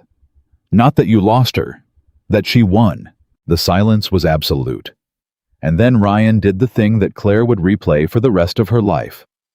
He turned away from Adrian entirely, like the man had simply ceased to exist, and he crouched down beside Claire's chair, so they were eye to eye, and he took both her hands in his, and he lowered his voice, but the room was so silent that everyone heard it anyway, and that was the point. He wasn't performing for them anymore. He'd forgotten they were there. He was only talking to her. Claire, he said. The deal was supposed to end at midnight. You remember, the Cinderella rule. When the clock hits 12, the ring comes off, and we go back to being strangers who wave through a window. His thumbs moved over the backs of her hands. And I've been dreading midnight for about 6 days, because I don't want it to end. I don't want the ring to come off. I don't want to drive home to my bakery and leave you in your glass apartment and go back to making your coffee slow and pretending I don't count the minutes till 6 o'clock when you walk in the door. His eyes were bright now. I fell in love with you somewhere in the last 9 days, and I know it's fast, and I know Adrian's right that it's fast, and I don't care. Because I spent 4 years being married to somebody who never loved me, and it was the slowest, emptiest thing in the world, and I'd trade all 4 of those years for 9 real days with you. So I'm not going to wait for midnight. I'm asking you now, in front of everybody, and it's real this time, Claire Eleanor Whitmore. Not for the story. Not for the favor. For real. Will you? Yes, Claire said. She didn't let him finish. She couldn't. The word came out of her before he'd gotten the question all the way out, and it came out wet and cracked and certain. And then she was laughing and crying at the same time and grabbing his face in both her hands. Yes, she said again. Yes, God, yes, you idiot, of course, yes. And Claire Whitmore, in a room full of 200 people who had spent 2 years telling the wrong story about her life in front of her ex-fiancé, and the friend who'd betrayed her, and every single person who'd watched her get replaced, and whispered, "Poor Claire." He traded up. Claire pulled Ryan Parker to his feet by the front of his one good jacket, and she kissed him. She kissed him like she was answering every question she'd been afraid to answer. She kissed him like she was 2 years and 9 days, and a whole lifetime overdue. And it wasn't for revenge. Though a room full of people would tell the story that way for years, it wasn't for Adrian or Vanessa or any of them. She'd stopped seeing them the moment Ryan crouched down beside her chair. She kissed him because he was the first person who had ever looked at her, and found her worth staying for, worth fighting for, worth standing up in a room full of hostile strangers for, and because she had finally understood that the thing she'd been too scared to trust for 9 days wasn't too good to be true. It was just true. When they finally broke apart, the room erupted, and not the way Adrian had wanted. Not in scandal, but in applause. Real applause. Because even a room full of people who'd abandoned her could recognize the real thing when it detonated right in front of them. Priscilla was on her feet, clapping with tears in her eyes. Half of table 9 was standing.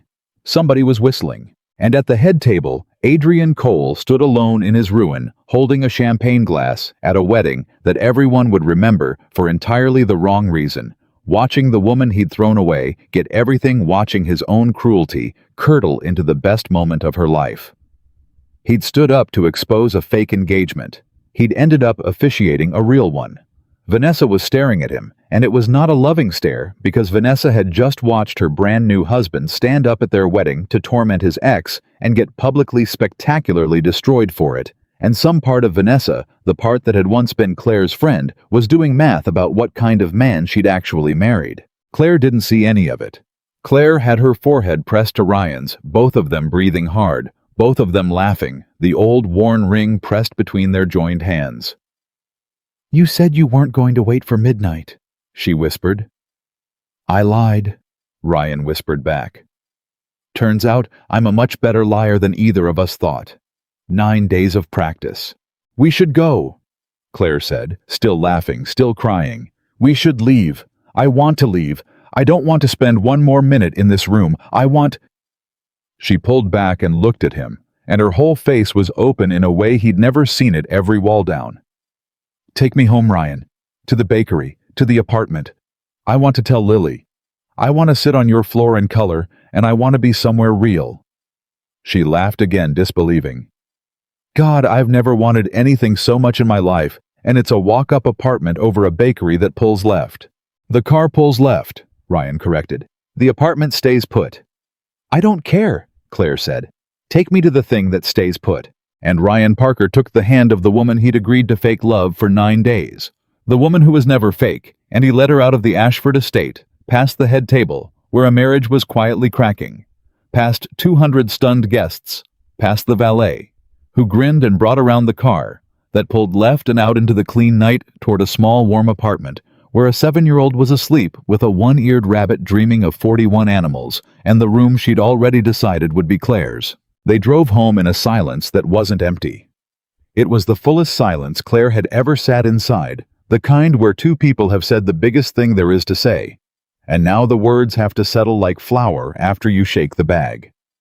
Ryan drove with one hand on the wheel and the other holding hers across the console, and every few minutes one of them would start laughing again for no reason, just because it was all still too much, and the other would catch it, and they'd sit there in the dark, laughing like a couple of people who'd gotten away with something. "I keep waiting to feel embarrassed," Claire said somewhere on the highway. "I just kissed a man in front of 200 people at my ex-fiancé's wedding. That is objectively the most dramatic thing I've ever done in my life. I plan weddings, Ryan. I'm the person who tells the bride to keep it classy. And She started laughing again. "I just hijacked a man's entire reception." "You didn't hijack it," Ryan said. "Adrian hijacked it. You just repossessed it." "Repossessed it." She wiped her eyes. "God, did you see Vanessa's face?" "I saw Adrian's face," Ryan said, and there was no cruelty in it, just a kind of quiet wonder. "You know what the strangest part is? Right at the end there when I was talking to him, I stopped being angry. I thought I'd be angry. I've heard about this guy for a year, what he did to you, and I walked into that room ready to hate him. And then he stood up and did that, and I looked at him, and I just felt—" Ryan searched for the word. "Sorry for him. That's it. He had you. He actually had you, the real thing, and he was too small to know what he was holding. And now he's going to spend the rest of his life at dinner parties, telling a story where he's the villain, and everybody's going to nod along and think, what a jerk, and he's never going to understand why. That's not a win, Claire. That's just sad. Claire was quiet for a moment. When did you get so wise? I bake bread at 4 in the morning by myself, Ryan said. You do a lot of thinking.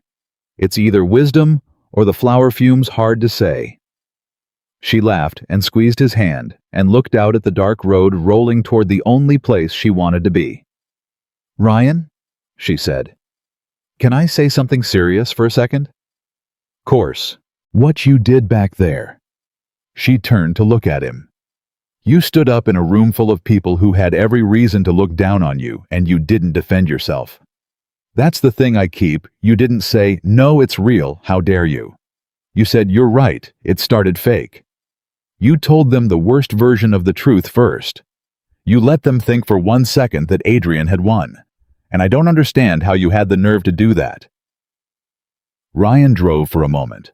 Because the truth's only dangerous if you're scared of it, he said finally. Adrian thought he had a weapon, the fake engagement, and the only reason it was a weapon is that we were hiding it. So I took it away from him. I said it out loud myself first before he could. You can't expose a thing a man's already confessed to. He glanced at her. My mother taught me that. She used to say the truth's like a dog. It'll either walk beside you or it'll chase you. And it's the same dog either way, so you might as well make friends with it. Adrian was trying to make the truth chase us. I just turned around and petted it. Claire looked at this man, this baker, with his 4 in the morning wisdom and his dog metaphors, and his dead mother, who had opinions about honesty, and she felt the last little piece of her fear. The piece that had been whispering, what if it's not real? What if it's gratitude? What if you made him up? Go quiet at last. I didn't make you up, she said softly, mostly to herself. What? Nothing. Something I was scared of. It's gone now. She settled back into the seat. Drive faster. I want to see Lily. Lily, as it turned out, was not asleep. Lily was supposed to be asleep. Mrs. Alvarez from the apartment downstairs had come up to watch her and had reported by text at 9 o'clock that the child was down for the count. But when Ryan's key turned in the door of the apartment above the bakery, there was a scrambling sound and a thump, and by the time Ryan and Claire got inside, Lily was standing in the middle of the living room in her dinosaur pajamas, one-eared rabbit in hand, wide awake, and clearly having leapt back into a pose of casual innocence about 4 seconds too late. I was asleep, Lily announced. I was totally asleep, and I just woke up right now. You were not asleep, Ryan said. You were sitting up waiting. Mrs. Alvarez let me stay up a little, Lily admitted, abandoning the lie instantly the way children do. Then she looked past her father, and she saw Claire standing in the doorway in the deep blue dress, and her whole face changed. Miss Claire's here. She looked at Ryan. Miss Claire's here. It's the middle of the night, and Miss Claire's here. Yeah, Ryan said. She is. Is she? Lily's voice went small and careful, and she looked at Claire and then back at her father, and Claire watched the little girl try to work out whether she was allowed to hope for the thing she was hoping for. Is she just visiting, or is she... Claire crossed the room. She got down on her knees on the floor in the middle of the living room in her expensive dress, so she was eye to eye with the 7-year-old in the dinosaur pajamas, and she found that her voice didn't want to work. Lily, she said, your dad and I have something to tell you. Are you going to keep coming over? Lily blurted, unable to wait, gripping the rabbit hard. Because Daddy made too much bread today, which means he was nervous, and he only gets nervous about important stuff, and I said he should tell you that you can keep coming over, and he said, Lily, Ryan said gently, coming to kneel beside Claire. Let me and Miss Claire say it. Okay. Lily pressed her lips together and nodded, vibrating with the effort of staying quiet. I'm not just visiting, Claire said. If it's okay with you. Because it has to be okay with you. That's the most important part. More important than anything. She swallowed hard. Your dad asked me tonight if I wanted to be part of your family. And I said yes. But I need to ask you the same thing, because a family isn't just the grown-ups. So, I'm asking you, Lily. Is it okay if I stick around, not as the coffee lady, as something more than that? Somebody who helps with homework and colors on the floor and is here. Really here. The kind that stays put. For a second, Lily didn't say anything. She looked at Claire with those serious dark eyes, the eyes that missed nothing, and Claire realized she was more nervous about this answer than she had been about anything at the wedding. Because a room full of hostile adults she could survive, but a no from this child would break something in her she didn't think she could fix. "You mean forever?" Lily asked. "Or just for a while, because people say they'll stay and then—" The little girl's voice wobbled just slightly, and Ryan's jaw tightened, because he knew exactly which absence had put that wobble there. "Then sometimes they don't." The room went quiet. Claire understood in that moment that she was not the only person at this address who had learned to distrust the good things. That the little girl in front of her carried her own version of the voice, planted young people who are supposed to stay, sometimes leave, so don't believe it, don't get attached, don't let it in. And Claire understood that whatever she said next mattered more than any promise she'd ever made. So she didn't make a big one. She'd learned from 9 days with these two that the big promises weren't the real ones. "I can't tell you forever," Claire said honestly, and she felt Ryan go still beside her, surprised. That's a really big word, and anybody who throws it around too easy is somebody you shouldn't trust. So I won't lie to you and say forever like it's nothing.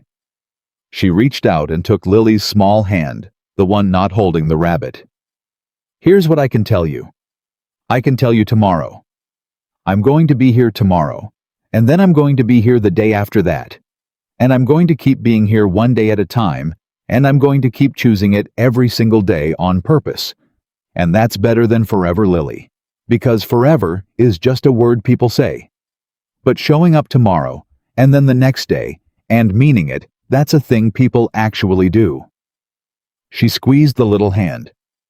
"I'm going to do the thing. Not just say the word." "Okay." Lily stared at her.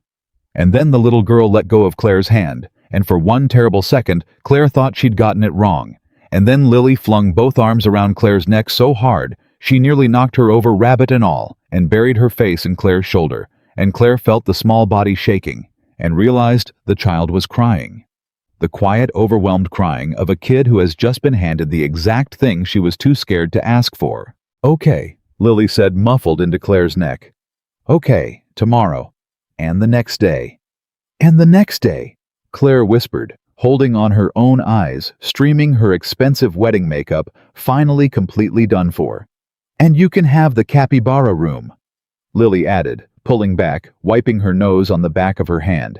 Suddenly all business now that the crying was done. "I already decided. It's the nicest room. It gets the morning light." "We don't have a capybara room, Lily," Ryan said, his voice thick. "We will," Lily said with the absolute confidence of a child who had just watched the impossible happen in her own living room and had therefore concluded that anything was now on the table. "Miss Claire's here. Anything can happen now." She looked at Claire with total seriousness. "Can we get a capybara?" "Let's start with tomorrow." Claire laughed, wiping her eyes. "We'll work up to capybaras." "That's a yes," Lily informed her father. "When grown-ups say, 'let's start small,' it means yes eventually. That's the rule." And Ryan Parker sat on the floor of his small apartment above his failing bakery, watching the woman he loved cry with his daughter in her arms over a capybara room that didn't exist, and thought that he had never in his life been so completely, so undeservedly, so impossibly rich. They put Lily to bed together. It took a while because Lily was now far too wired to sleep and kept thinking of urgent questions. Does this mean Miss Claire will be here for my birthday? Does this mean Miss Claire can teach me to do the frosting swirls? Does this mean I can tell Emma at school? And each one had to be answered before she'd consider closing her eyes. But eventually she wound down the way kids do all at once, dropping from wide awake to nearly asleep in the space of a sentence. Claire tucked the blanket up around her, and Lily caught her hand one more time, sleepy now, her eyes already closed. "Miss Claire." "Yes, sweetheart." "I'm glad you were sad that night," Lily murmured. "The rainy night, when you came in the bakery all wet and crying, Because if you weren't sad, you wouldn't have asked Daddy for help, and then you wouldn't be here." She yawned enormously. "So, I'm glad you were sad. Is that mean?" Claire had to press her free hand over her mouth for a second. "No, baby," she managed. "That's not mean. That's the least mean thing anybody's ever said to me." But Lily was already asleep. Claire sat on the edge of the bed a moment longer, holding the small sleeping hand, and thought about how 9 days ago she had walked into a bakery, convinced that the worst night of her life was coming, and how that walk in the rain, that humiliation, that desperation, that terrible invitation, with her name in gold letters, had turned out to be the doorway to this. To a sleeping child who was glad she'd been sad. To the room with the morning light. She thought about all the years she'd spent believing that if she could just be perfect enough, nothing bad would ever happen to her. And how it turned out, the best thing in her life had come riding in on the very worst that she'd had to walk in, soaked and broken and asking for help before she could find the one place that would never make her earn it. She turned off the lamp and went to find Ryan. He was in the kitchen, standing at the counter in the dark, not doing anything, just standing there. And Claire stopped in the doorway and looked at him. This man she'd hired 9 days ago. This man who'd refused her money and asked for a favor instead. This man who'd handed her his dead mother's ring so she wouldn't have to walk into a room alone. "The favor," she said. Ryan turned. "What? That first night. You wouldn't take the money. You said I owed you a favor instead. Your choice any time doesn't expire." She crossed the kitchen slowly. "You never called it in. 9 days and you never once asked me for your favor." "No," Ryan said. "I didn't." "Why not?" Ryan leaned back against the counter and looked at her, and there was something soft and a little sheepish in his face. "Because I figured out what I wanted to ask for pretty early," he said. "Like day 3, day 4. And it was too big to ask for. So I just held on to it, kept it in my pocket. Figured I'd never actually have the nerve." "What was it?" Claire came closer. "What were you going to ask for?" "This," Ryan said simply. "You, here, the kitchen, the kid asleep down the hall, the whole thing. That was the favor. I just didn't think I'd ever get to ask because it's not the kind of thing you can ask somebody for. You can't call in a favor and have it be a person choosing to love you back. That's the one thing that doesn't work if you demand it." He shook his head. "So I held on to the favor because I didn't want to waste it on something smaller, and I didn't have the guts to spend it on the real thing. And then tonight, Adrian stood up and did that whole thing, and I realized I didn't need the favor anymore. Because you weren't going to give it to me. You were going to choose it. And that's about 1,000 times better than any favor I could have called in." Claire stopped in front of him. She reached up and put her hand flat against his chest, and she could feel his heart going fast and hard under her palm. This steady man, this calm man who'd faced down 200 hostile strangers without a flicker, and his heart was pounding like a boy's. "Call it in anyway," she said quietly. "What?" "The favor. Call it in. I want you to." She looked up at him. "I've spent my whole life with people who kept score, Ryan. Adrian kept score. My mother keeps score. Everybody I've ever... Everything was always a transaction. Everything had to be earned, and I'm so tired of it. So I want to start this us with a clean ledger. You've got a favor. It's real. I agreed to it. I owe it. So call it in. Ask me for the thing. Let me give you something on purpose freely because you asked and I want to. And then we're even, and we start from zero, and from here on out, nobody in this family owes anybody anything ever again. We just choose each other, every day, like I told Lily." Her voice caught. "So, Ryan Parker, what's your favor?" Ryan looked at her for a long moment. Then he reached out and took her hand off his chest and held it in both of his, and Claire felt him tremble just slightly, and he said, "Stay." Just the one word. "That's my favor," Ryan said. "Not for the wedding, not for 9 days, not until midnight, just stay. Tomorrow and the next day and the day after that, exactly the way you told Lily. Don't do the forever thing.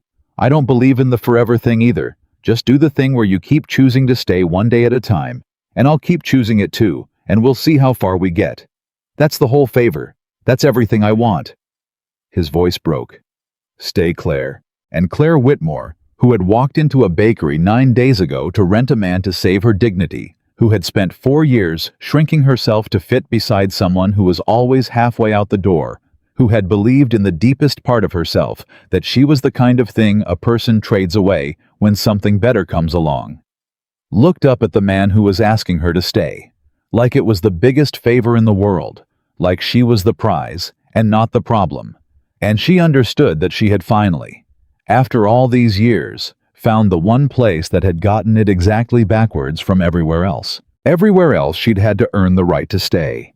Here they were asking her to stay like it was a gift she was giving them. "That's the easiest favor anybody's ever asked me for," Claire whispered. And she stayed. They stood in the dark kitchen a long time, not talking, just holding on the old worn ring pressed between their joined hands. His mother's ring. The ring meant for a woman who was scared and holding her head up anyway, sitting exactly where it was supposed to be at last.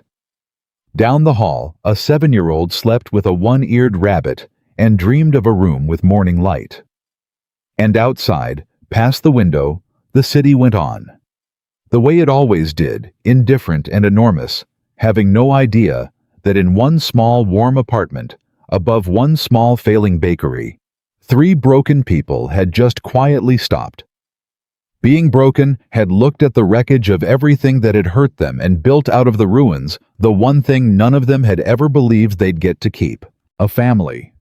Not the kind you're born into, not the kind that comes easy, the kind you choose on purpose, in the dark, one ordinary day at a time, and then keep choosing long after the music stops, and the guests go home, and the clock runs all the way past midnight, without anything ending at all.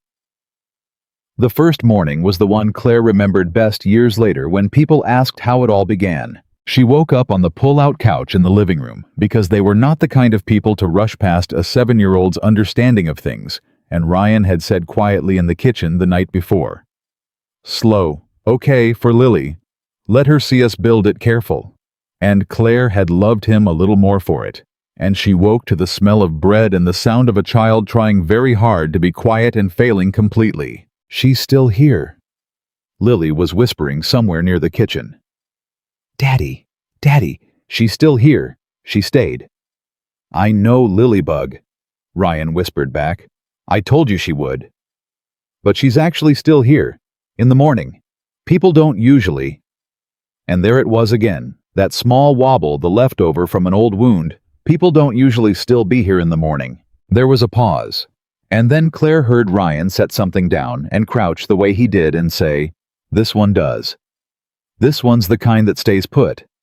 Remember, not the car. The car pulls left. Miss Claire stays put."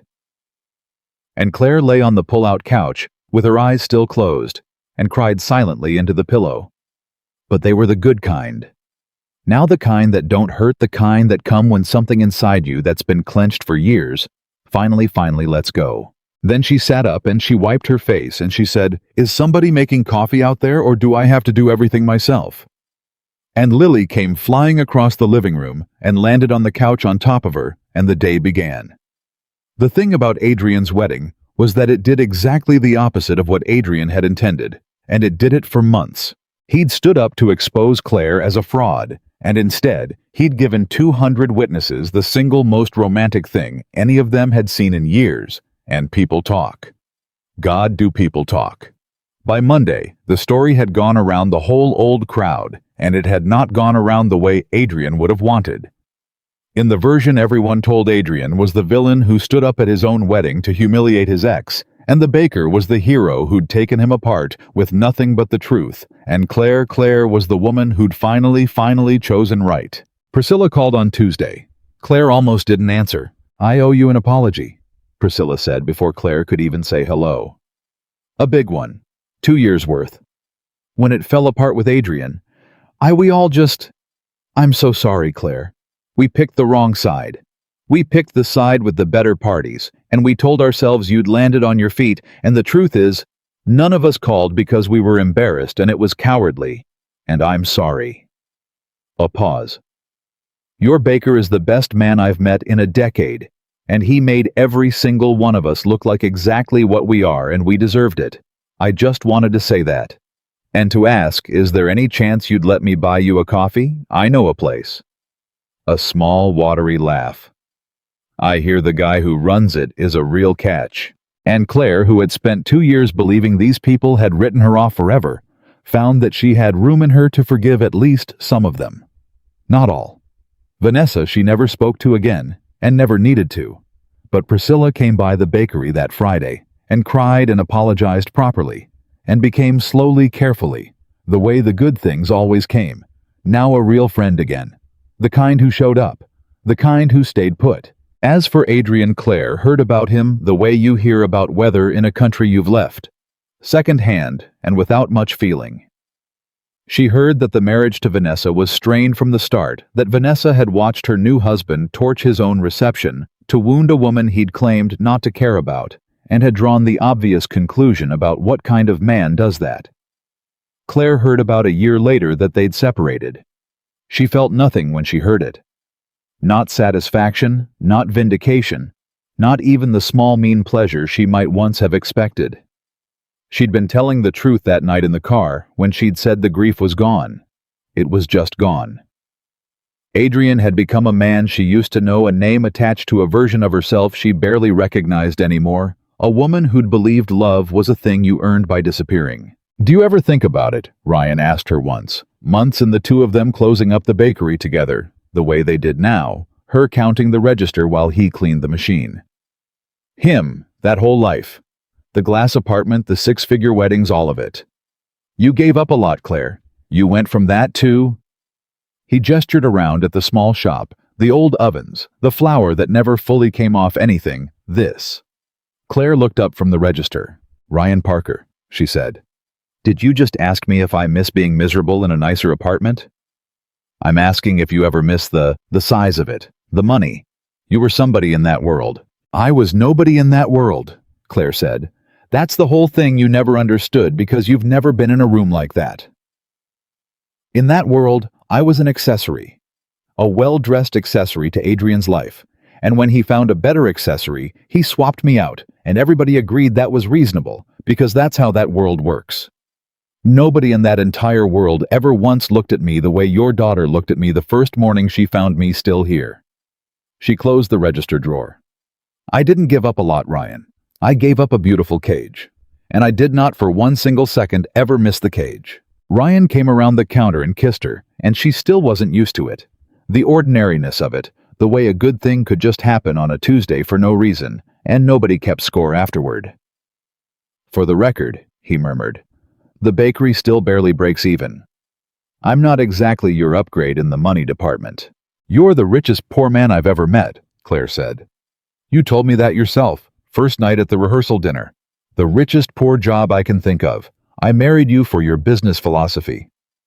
"You haven't married me yet." "Details," Claire said and kissed him again. They did marry eventually. Not for over a year, because they were both of them people who'd learned the hard way not to trust the fast version of things, and because they'd decided together that they'd take it one day at a time, exactly the way Claire had promised Lily on that first night, and let the forever thing prove itself slowly, instead of announcing it. But the days added up the way days do when you keep choosing them. And about 14 months after the rainy night in the bakery, Ryan Parker asked Claire Whitmore to marry him, for real, for the second time, for the last time. He didn't do it in front of 200 people. He did it in the kitchen at 4 in the morning while the first batch of the day was in the oven. Because that was where they'd fallen in love, and it seemed right. He didn't have a new ring, because Claire had never taken the old one off his mother's ring, the worn band that had been meant for a woman who was scared and holding her head up anyway, and had found her. "I know you've already got the ring," Ryan said down on one knee on the flour-dusted floor. "So this isn't about the ring. This is about the word. The big one. The one you told Lily not to trust." He took her hand. "I've been showing up every day for 14 months, and you've been showing up every day for 14 months, and I think we've earned it now. I think we get to say the big word and mean it. So, Claire, will you?" "Yes," Claire said. "You've got to stop doing that. You did the exact same thing at the wedding. You never let me finish." "Because I always know the answer before you're done," Claire said, pulling him up off the floor. "That's how you know it's right, Ryan. You don't have to hear the whole question. Yes, forever, the big word. I'll say it now. I've earned the right to trust it." She grabbed his flower-covered face in both hands. "Forever, you idiot. Yes." Lily, who was supposed to be asleep, and who was of course not asleep, and who had in fact been sitting on the stairs, listening the entire time, exactly as she had. That first rainy night came thundering down into the kitchen in her pajamas. Pajamas with capybaras on them now, because she'd gotten them for her birthday from Claire, and threw herself between the two of them, and the three of them stood in the 4 a.m. kitchen, laughing and crying, and holding on while the bread burned in the oven, because nobody remembered the bread. "You burned the bread," Claire said when they finally noticed. "First batch I've burned in 3 years," Ryan said, not letting go of either of them. "Worth it." The wedding when it came was small. Claire Whitmore, who planned 6-figure weddings for a living, who could have called in every favor in the city, and thrown a spectacle that would have made Adrian and Vanessa's look like a backyard barbecue, planned herself the smallest, plainest, most joyful wedding anyone in that whole old crowd had ever seen. It was in the bakery. They cleared out the tables and strung up lights, and Ryan baked the cake himself, and there were maybe 40 people, and every single one of them was someone who had actually shown up Priscilla, and a handful of the old crowd who'd earned their way back Mrs. Alvarez from downstairs. Ryan's regulars, the families he'd quietly helped over the years, who came to quietly help him back. No spectacle, no proving anything to anyone. Nobody keeping score. Lily was the flower girl, and she took the job with deadly seriousness. And she'd made an announcement beforehand that she would be scattering not flower petals, but a mix of petals and also a little bit of flour, because it's a bakery wedding, and flour is basically bakery flowers, and nobody could talk her out of it. So she walked down the aisle of the bakery throwing handfuls of rose petals and self-rising flour with equal ceremony, and by the time she reached the front, she looked like a small ghost, and the whole room was laughing, and it was perfect.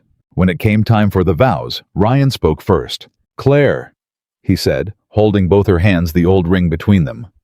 "The first time I stood up in a room and talked about you, it was at Adrian's wedding, and I told 200 people the truth, and I said the thing I'd figured out in 9 days that he couldn't figure out in 4 years. And I've had a lot longer now, so I figured out some more things I want to say." He took a breath. "You walked into my bakery on the worst night of your life and asked me to help you save your dignity. And the thing I never told you, the thing I only understood later, is that you saved mine.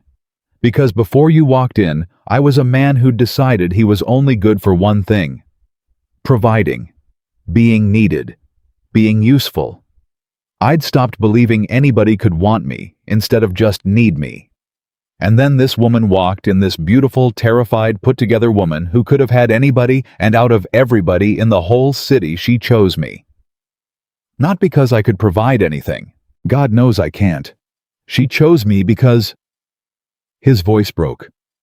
"I still don't totally know why. But you did.